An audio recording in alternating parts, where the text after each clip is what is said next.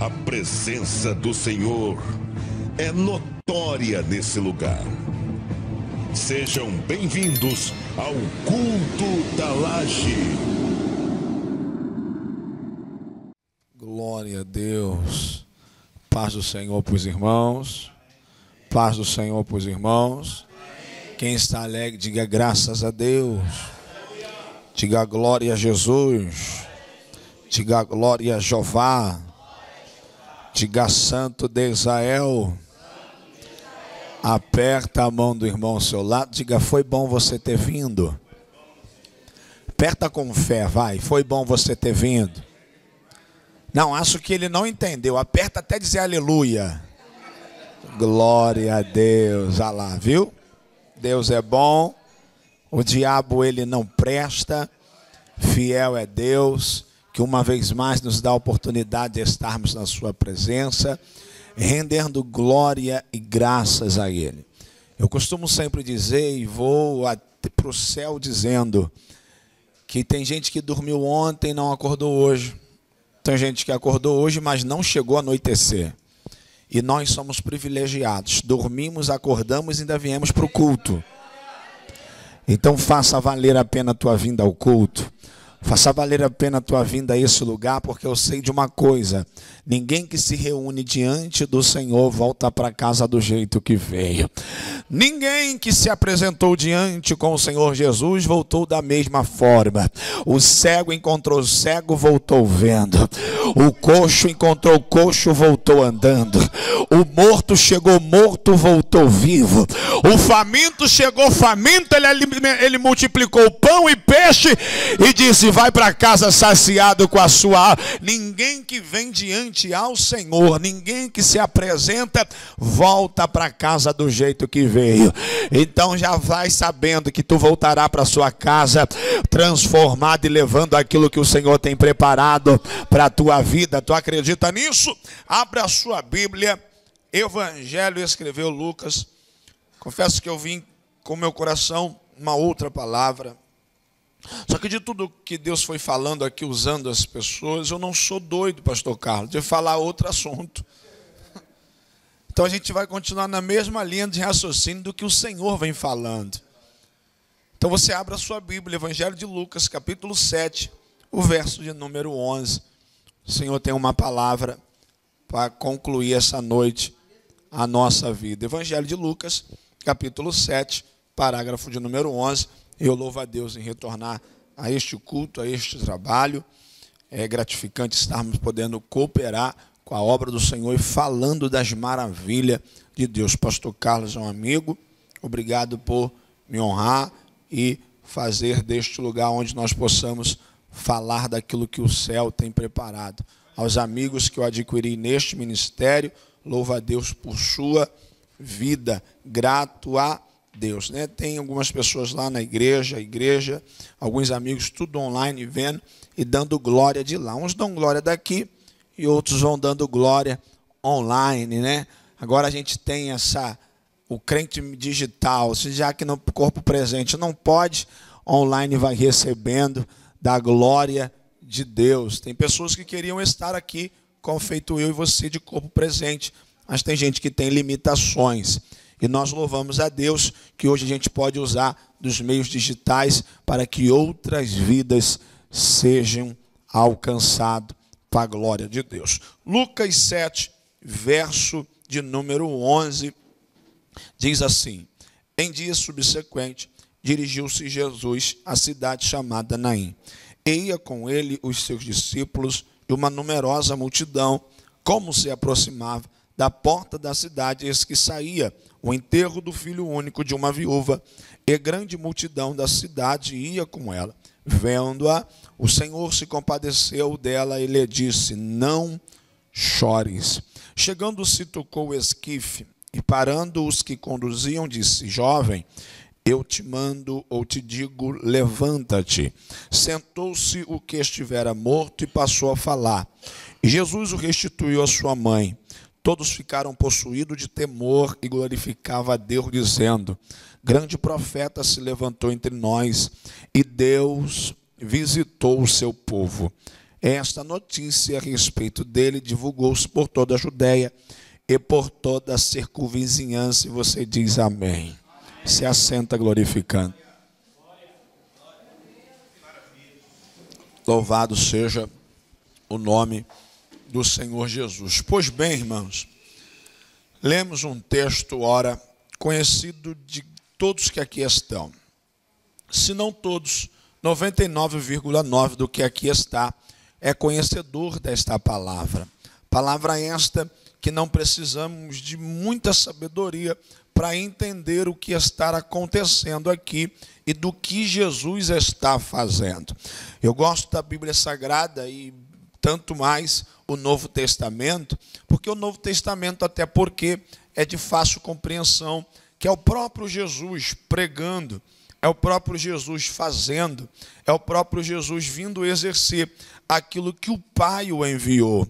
E tudo aquilo que o Pai enviou a fazer, ele foi fielmente fazendo aquilo que ele veio nessa terra para cumprir todo o propósito. A um ponto de um dia ele orar e dizer: Pai, afasta de mim esse cálice, mas só que não sendo a minha vontade, porque não prevalece a minha, mas seja feita a tua vontade. Quando nós olhamos para o Novo Testamento, então a gente vê o próprio Cristo, seja ele exercendo, seja ele falando, seja ele curando alguém ou ele abençoando alguém por posse da palavra. E nós logo entendemos, porque Jesus não dá rodeio em tudo aquilo que quer falar, seja uma palavra mais pesada ou seja uma palavra mais branda. Jesus sempre foi direto em todos os assuntos que ele tratou. Já foi dito aqui nas oportunidades que me antecedeu. Jesus, quando veio na terra, pastor Carlos, e começou a pregar, diz a Bíblia que por onde ele passava o sermão era muito simples. Ele dizia: aquele que está cansado, carregado, oprimido, vinde a mim, e eu tenho alivio para a vossa alma. E as pessoas vinham sobrecarregado, vinham pesado. Só que quando vinham até ele dessa maneira, o sermão mudava. Quando o sermão mudava, ele dizia: vim até mim, pode vir cansado e sobrecarregado. Após mim, tem que negar a si mesmo, tomar uma cruz, e é só me seguir. Vim até ele e vem cansado, mas após ele é necessário negar a si mesmo e carregar uma cruz que tem para si. Jesus passava por onde ia pregando e dizendo. Aí, boa certa feita, Jesus pregando, algumas pessoas gostaram do sermão e disse: eu vou te seguir, eu gostei dessa ideia, vou ir contigo. Aí Jesus olhou para eles e disse: olha, as aves têm ninhos, as raposas têm seus covis, mas o Filho do Homem não tem onde reclinar a cabeça.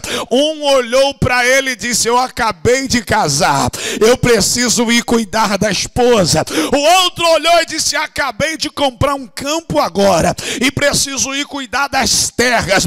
Outro olhou e disse: eu posso até ir, mas eu preciso ir despedir dos meus pais. Jesus olhou e disse: deixai os mortos enterrar seus mortos, porque com Jesus o morto não serve, com Jesus só serve o que está vivo. Por que o morto não serve? Aqui não tem, só lá onde eu moro na Baixada, porque o morto se ajunta contra o morto para falar do vivo que está vivendo.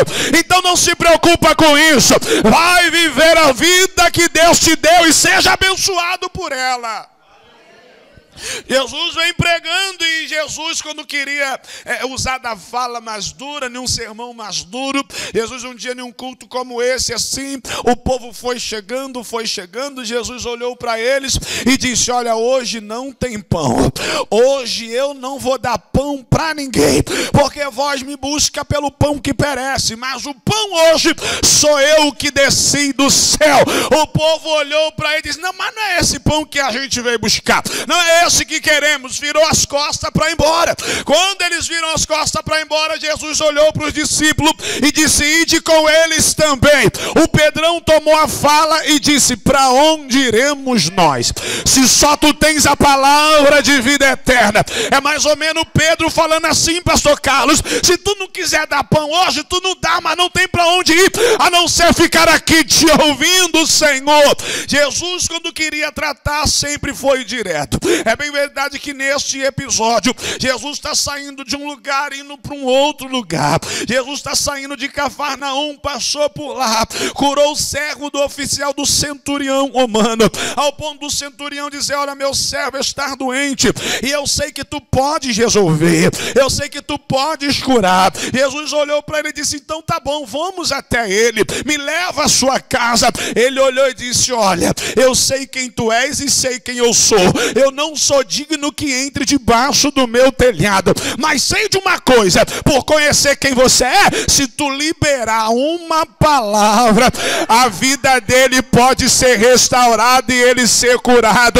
Eu não sei como tu chegou aqui, o que te trouxe, o que te motivou, mas uma palavra que ele liberar, ele pode mudar todo o cenário da tua vida. Já foi dito aqui pela serva de Deus que me antecedeu: Deus é, se ele é, não muda, ele é ontem, ele é hoje, será eternamente. Deus era o nosso socorro, e não é ausente, é bem presente no momento da tua angústia. Então uma palavra que ele liberar, ele muda o cenário da tua história, para a glória do nome dele. Ele passa por Cafarnaum, cura o servo, e agora diz a Bíblia que ele está se direcionando, ou indo de encontro a uma cidade chamada Naim. E é bem verdade que Lucas vai narrar isso para a gente, ele dá detalhes. Que enquanto numa multidão que está Jesus está indo em direção a Naim, dentro de Naim também tem uma outra multidão. Enquanto do lado de fora de Cafarnaum para Naim está vindo a própria vida junto a uma multidão, dentro de Naim tem uma multidão carregando um morto. Então logo a minha mente entende que enquanto uma multidão tem morte, numa outra multidão está a própria vida. Eu não sei como tu chegou aqui, mas sei de uma coisa: ainda que algumas áreas da tua vida estejam mortas, a própria vida já chegou nesse culto desde a hora que começamos a orar. Num lado da cidade ou dentro da cidade, uma multidão carregando um morto, mas só que de encontro àquela cidade, numa multidão estava a própria vida. Aí eu lembro do coxo do banco de Betesda de 38 anos.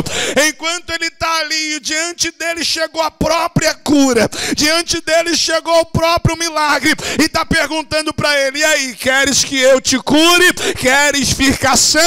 Ele diz: mas não tem quem me leve, não tem quem me ponha, e quando eu tento ir, outro já foi na minha... A pergunta não é essa, a pergunta é aí: você quer ser curado? Você quer receber? É sim ou não? Porque enquanto ele esperava o movimento da água, o dono do movimento, ou o próprio movimento, estava diante dele dizendo: e aí, quer ser curado? É sim ou não? É Deus dizendo: enquanto a multidão vem com a morte, a própria vida se apresentará para poder que a morte bate em retirada. Eu não sei como tu chegou, o que tu enfrenta, mas sei de uma coisa: só vai enfrentar enquanto Jesus não chegar. Mas porque quando Jesus chega, o nome dele há de ser glorificado. Isso prova a Bíblia que quando ele pisou em Gadara, até um homem que ninguém prendia, corrente não prendia, ninguém segurava, mas quando ele pisou em Gadara, aquele homem possesso de demônio teve que se prostrar e dizer: vieste nos atormentar. Antes do tempo, Jesus libertou e expulsou tudo que estava ali, e ele se tornou um grande missionário. Prova disso que ele ganhou a casa dele e toda aquela cidade. As coisas só não mudam enquanto Jesus chega, mas quando ele chega no cenário, o nome dele é glorificado. Enquanto a vida vem, alguém está saindo da cidade com a morte. E diz o texto que ela é viúva. Se ela é viúva, ela já enterrou o seu próprio esposo. Então o caminho que ela está fazendo, pastor Carlos, ela já fez num momento outrora. Esse caminho ao encontro ao sepulcro, ela já fez numa outra ocasião, levando o seu esposo. E bem sabemos que o homem é o provedor da casa. Sendo o esposo morto, o filho homem será o provedor. E agora, ela está levando a sua última esperança. A provisão da sua casa, ela está levando para enterrar. Ela de repente está olhando o cenário e está dizendo, não tem mais o que fazer. Não tem mais onde ir. Acabou.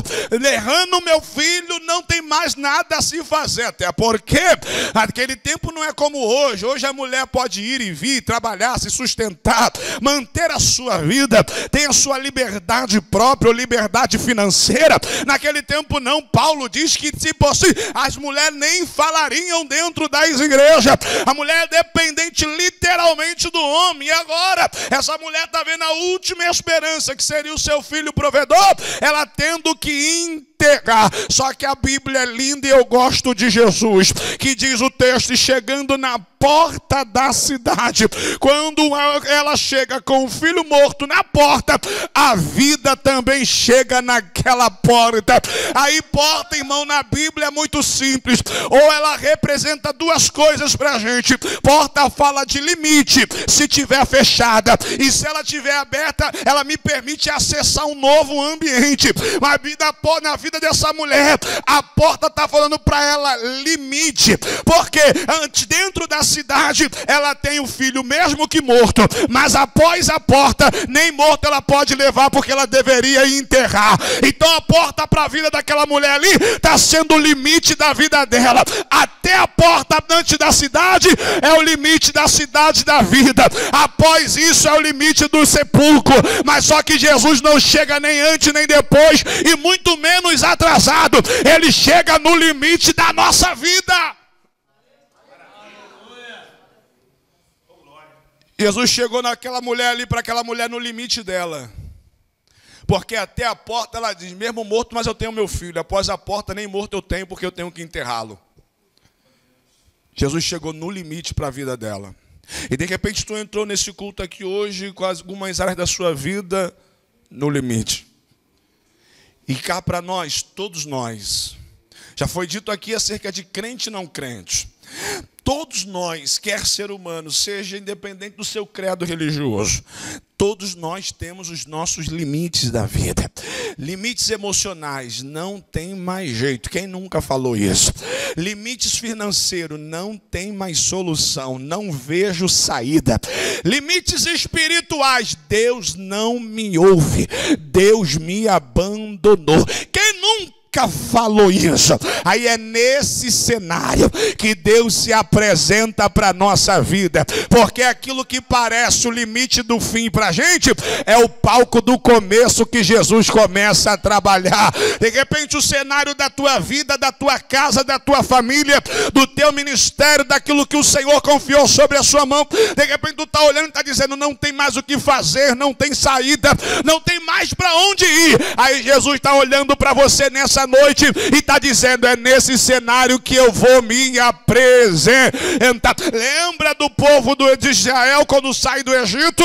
Quando eles chegaram num lugar diante o mar, o nome daquele lugar se chama Piairote. Piairote, seu significado é beco sem saída, ou seja, não tinha mais para onde sair. Na frente o mar, dos lados direita e esquerda montanhas, e na sua retaguarda o exército de Faraó vindo. E agora, para onde vai? Mas só que eu aprendo uma coisa com meu Deus: quando as portas da terra estão fechadas, se cumpre Salmo 121, elevo os olhos para o monte, de onde me virá o meu socorro. E o meu socorro não vem da terra, o meu socorro vem do Senhor que criou céu e terra. Quando as portas da terra se fecham, há uma porta no céu aberta para a tua vida, porque a nossa saída nunca será terrena, a nossa saída sempre virá por meio dele.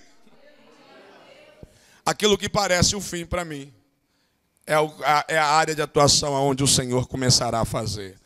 Alguém diz, não tem como. O Senhor diz, é agora que eu entro e faço. Alguém olha para as circunstâncias da nossa vida e diz, dessa não sai. Aí o Senhor diz, eu entro no cenário e faço acontecer. Para se cumprir o que Isaías escreveu, para que todos vejam e saibam que foi a mão de Deus que fez todas as coisas. Ele chega naquele cenário, diante da porta, no limite daquela mulher, olha para ela e diz para ela, não chores. Pastor Carlos, isso mexe comigo, porque ela só está chorando porque algo lhe faz chorar. Ela só está chorando porque o filho está morto. E o que lhe faz chorar é estar diante dela e dele. E óbvio para nós aqui, que se ele tem o poder de resolver o que lhe faz chorar, o que seria melhor? Falar para ela não chores ou resolver o que lhe faz chorar? Automaticamente ela só está chorando porque algo lhe faz, e o que lhe faz chorar está diante dele e diante dela. Então se eu tenho o poder de resolver o que lhe faz chorar, melhor do que falar para ela não chorar é resolver o que lhe faz. Mas Jesus não faz isso, ele me ensina, porque antes de fazer o que eu quero, ele precisa tratar de mim para ter o que eu estou pedindo. Porque não, arrepiou aqui minha espinha.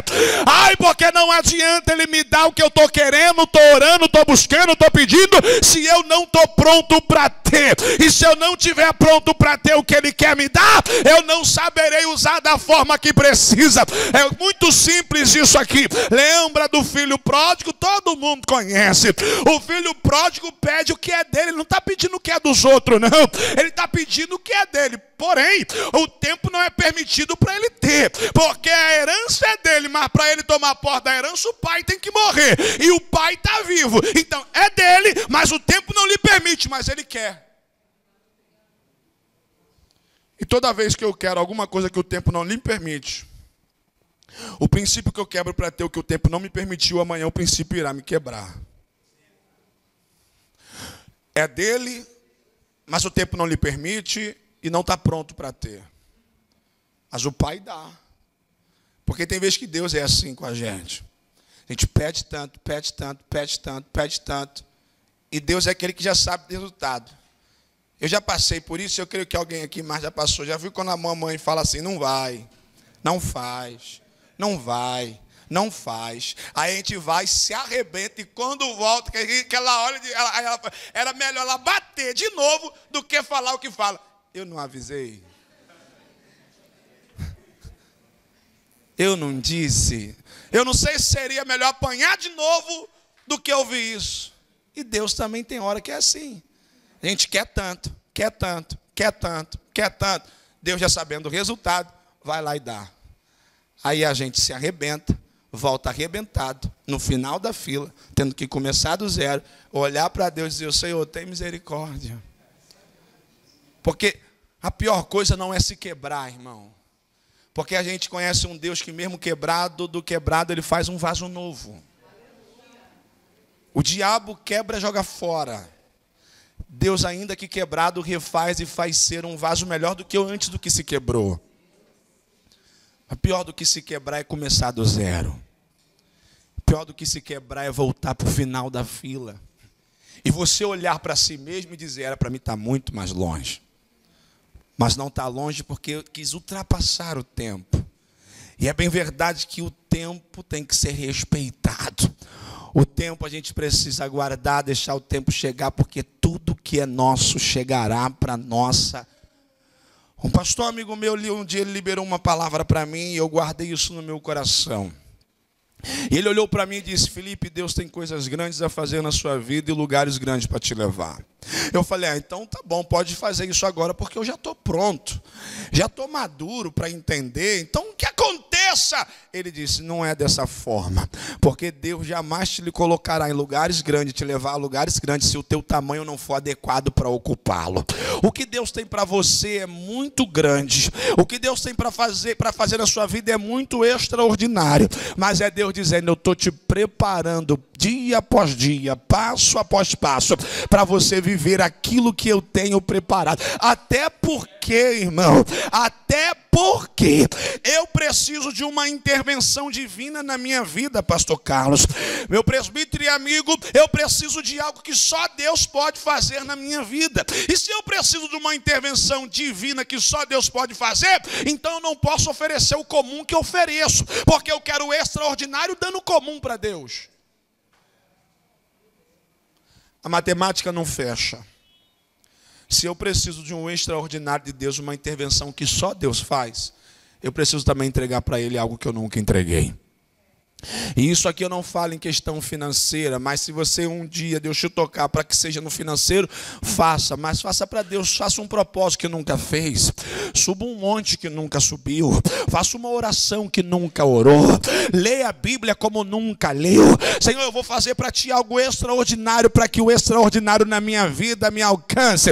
Então, se tu quer algo que só Deus pode fazer, ofereça aquilo que a terra não iria oferecer, dê para Deus algo extraordinário. Até porque nem tudo que a gente dá, Deus recebe. Tem coisas que Ele vai receber, mas tem dia que Ele vai pedir o que Ele quer. Está na Bíblia? Claro que está, e eu só falo o que está na Bíblia. Lembra do culto do Abraão? Deus gritou para Abraão e disse: Abraão, o culto hoje é lá no Moriá, Abraão. A congregação é lá no Moriá, o culto. Senhor, tá bom, eu vou lá. E a oferta que eu quero é Isaac, tá, Abraão? Meu filho, vai ter culto que a gente vai estar reunido e Deus vai escolher o que Ele quer receber. Mas Abraão entendeu: já que o culto é no Moriá, eu vou. Já que a oferta é o Isaac, eu também dou. E creu Abraão nisso, e lhe foi imputado como justiça. Meu filho, se tu tem fé no Deus que tu veio buscar, Ele sabe que se pedir alguma coisa a você, tu tá pronto para dar. Até porque Deus não vai pedir o que eu não tenho. Deus, quando me pede, Ele sabe que eu tenho e posso dar. Jesus olha para a mulher e diz assim: não chores. Porque antes de dar o que ela quer, Deus está tratando dela, para que ela possa receber. Tem gente que ora pelo filho, tem gente que ora pelo esposo, tem gente que ora por alguém. E quem ora pelo filho, quando o filho vem para a igreja, às vezes vive essa vida maluca que o mundo proporciona, e quando vem para a igreja, já viu o primeiro amor. É monte de dia, é monte à tarde, é culto à noite, é vigília pela madrugada. Aí às vezes a mãe se desliga do espiritual e diz: vai caçar um emprego, quer fazer mais nada para ninguém, só quer saber de igreja, só quer ir para monte. Mas não orou para o filho estar lá, não clamou a Deus para o filho vir para a igreja. Ora pelo esposo que estava na porta do bar, e o esposo vem para a igreja. Ajuda o pastor, está na obra, está no evangelismo. Aí olha, só quer saber de igreja, nunca mais me deu atenção. Não estou falando isso que não deve separar, tem que separar as coisas. Mas eu preciso entender, se você está buscando, está fazendo, é melhor buscando, se fortalecendo, porque eu, como sábio, edifico e não derrubo. O varão ora pela varoa para vir para Jesus, a varoa vem. A varoa está limpando a igreja, está na igreja, cuidando da igreja, fazendo, não vi, deve estar dando confiança para alguém lá. Só quer saber de igreja. Como que Deus vai nos dar alguma coisa se não estamos prontos para ter o que estamos pedindo? É Deus dizendo: eu vou preparar ela para ela ter o que ela ora e o que ela busca. Antes de ressuscitar o filho, trata dela. E depois que Ele trata dela, e cá para nós, imagina Jesus olhando para a mulher dizendo: não chores. Quem está à volta olhando está dizendo: isso aí foi o que mais a gente falou para ela. Desde quando ela saiu de casa, carregando o seu luto, carregando o seu filho, o que mais fizemos foi dizer: não chora, consolá-la. E quem já fez culto fúnebre aqui sabe. A gente tenta falar: não, fica calmo, né? O Espírito Santo vai confortar. A gente tenta falar diversas palavras conduzido pelo Senhor, mas a pessoa ali que está enlutada, está no luto, vai chorar. Aí só que alguém está olhando para ele achando: já falamos isso, mas não sabe sabe quem é que está falando, porque a própria Bíblia proverbista diz que a última palavra não é da terra. A terra pode mandar ela parar de chorar e ela vai continuar chorando, mas aquele que tem a última palavra olhou e disse: não chores. A última palavra ainda ela é de Deus, e a palavra para a tua vida é: eu vou fazer aquilo que tu pede, e antes de te dar o que está pedindo, eu estou tratando você para tu levar o que tu quer. Quando ele libera para ele vai agora no morto e toca. E aqui a gente caminha para encerrar. Quando ele toca no morto, o texto é claro e dizer: e tocando no morto, todos pararam. Isso mexeu comigo. Porque, presbítero, me deu a entender então que quando ele estava falando, todo mundo estava andando e nem deram a mínima. Mas quando ele tocou, parou. Não sei se isso vai mexer contigo, mas quando o Espírito Santo liberou isso no meu coração, mexeu comigo.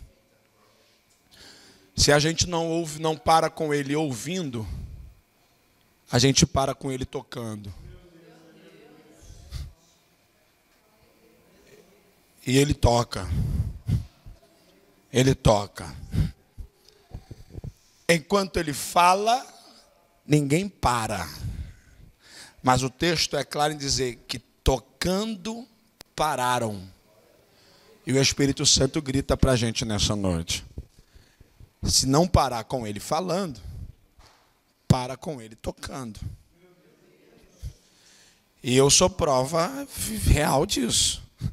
Que enquanto ele falou, enquanto ele usou profetas, vasos e tantas pessoas que cruzaram o meu caminho e eu não quis ouvir, ele falou: já que então você não para me ouvindo, eu vou te parar tocando. E Deus, quando quer tocar, ele toca. Não há que Deus tem uma obra, que Deus tem um chamado, que Deus tem algo específico, que ele não vai mover céu e terra para fazer. Para profeta Fujão, ele prepara a baleia para encontrar. Para pregador que ganharia as nações, que em vez de usar da sabedoria de forma correta, mas está usando para perseguir, ele encontra no meio do caminho, faz ver a luz e cair em terra cego. Para quem não quer exercer o ministério que precisa, quando não quer ir, Ezequiel capítulo 8, e te pego pelos cabelos e te trago e colocou dentro do templo. Para quem Deus levantou, para quem Deus quer fazer, Deus tem algo, ele vai preparar. Até o Pedro Fujão, que quando voltou para a praia, voltou para a pesca, Jesus foi lá atrás dele e disse: aí Pedro, tu me amas, Pedro? Ele falou 3 vezes, Pedro ficou constrangido, porque das 3 vezes que disse que ama, das 3 vezes negou. Mas ainda assim Jesus estava lá dizendo: e aí Pedrão, então apacenta os meus cordeirinhos, eu não vou abrir mão de você porque negou, porque para as 3 vezes que negou, 3 vezes tu me disse que me ama, então lá vai uma palavra. Se não ouvir, para. Se não parar enquanto ouve, vai parar quando ele toca.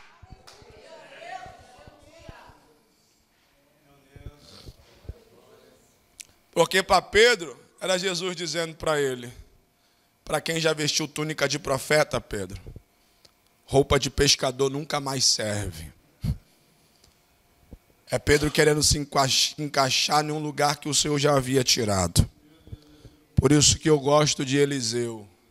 Eliseu, quando foi chamado para um ministério que Elias o chama, Eliseu olhou para ele e disse: eu vou contigo, mas deixa eu só matar o boi. Por que matar o boi? Porque se der errado com Elias, eu não tenho para onde voltar.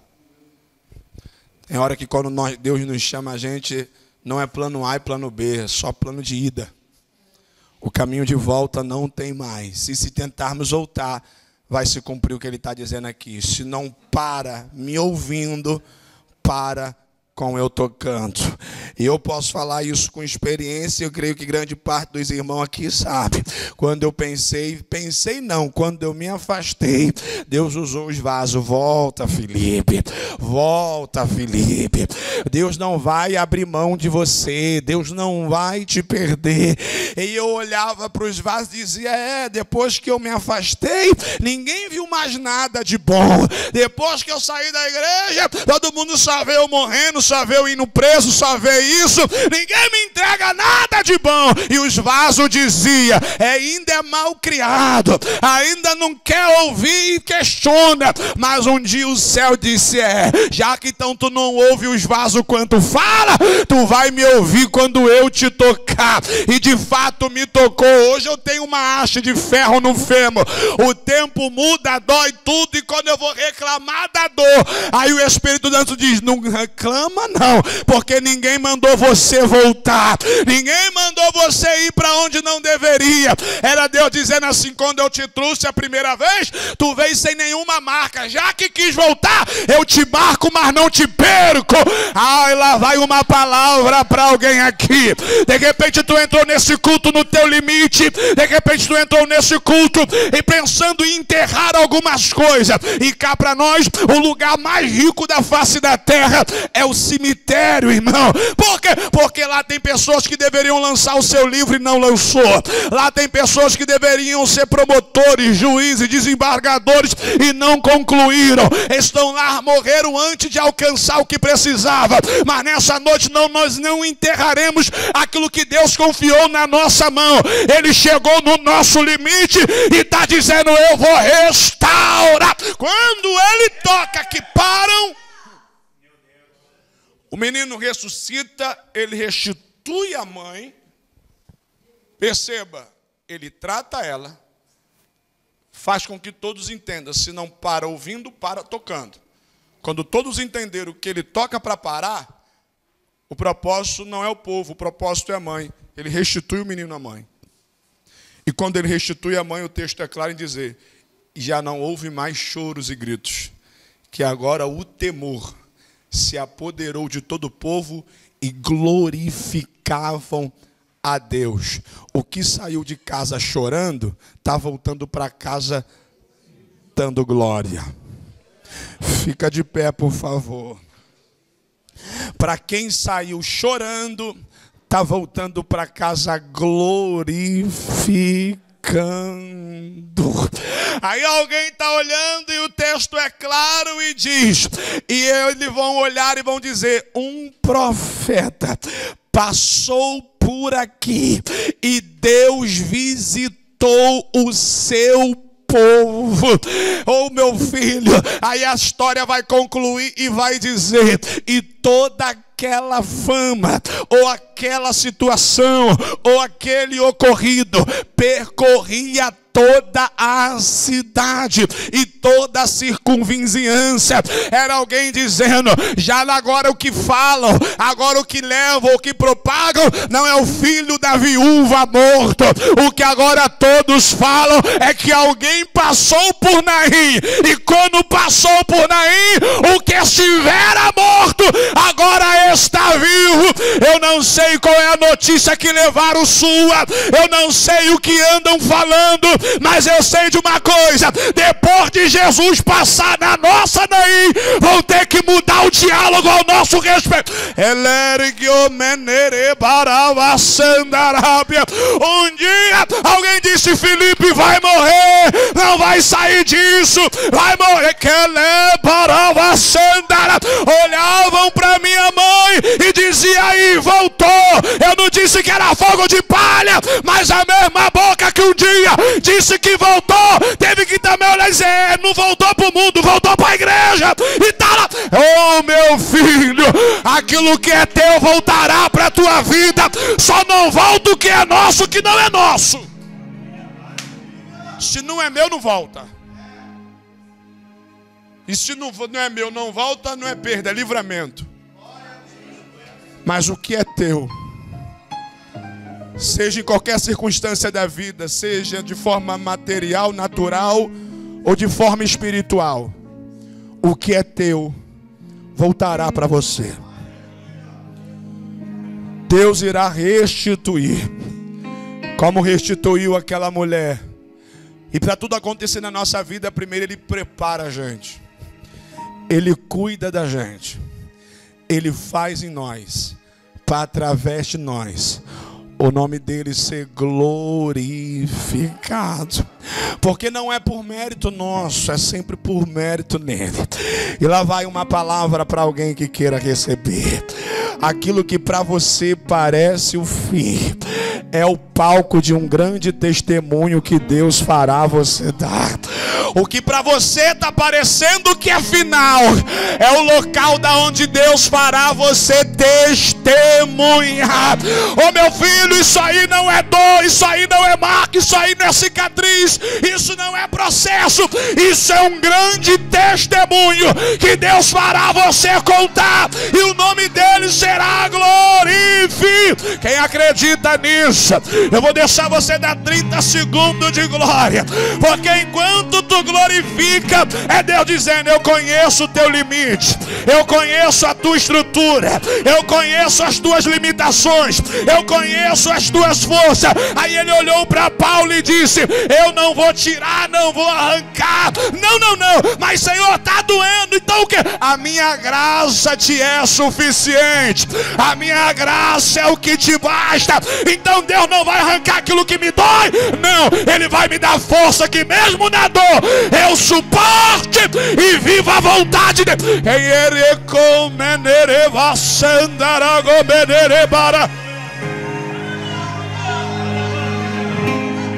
Há uma graça de Deus aqui, está dizendo: eu não sei como tu chegou, mas sei de uma coisa: tu não volta para casa do jeito que veio. Se prepara para Jesus passar na tua Naim e restaurar tudo que estava fora.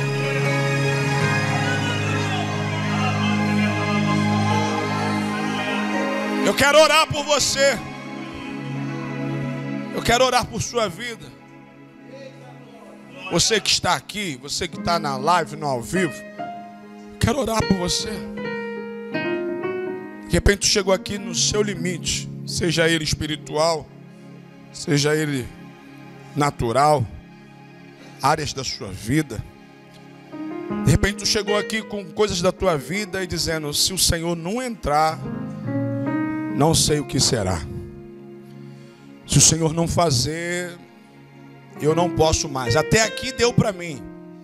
Até aqui eu cheguei, eu vim, eu carreguei, eu fiz. Até aqui foi eu. Mas daqui em diante, só o Senhor para entrar. E se tu chegou aqui nessa noite desse jeito, no seu limite, te convido aqui à beira do altar. Eu preciso ser profeta para a sua vida. Vem aqui na beira do altar e eu quero orar e ministrar sobre você. Pastor, cheguei aqui no meu limite, não quero sair desse lugar desse jeito. Eu preciso de força. Vem à beira do altar, eu preciso ser profeta de Deus para a sua vida. Sozinho a gente não consegue, isso é fato. Mas nessa noite, até aqui você fez, até aqui você tentou, até aqui você usou de todos os recursos da sua vida, seja ele físico ou espiritual. Até aqui você tentou lutar, mas a partir daqui o Espírito Santo irá cuidar de todas as coisas. Esse que vos prega também passou já por circunstâncias assim: pai traficante, dono de comunidade do Rio de Janeiro, primos traficantes. E alguém olhava e dizia: daqui a pouco morre como pai, como os primos, vai ser mais um. Mas esse mais um, por onde passa, tem sido boca de Deus. Não por mérito meu, porque isso não é meritocracia, isso é graça.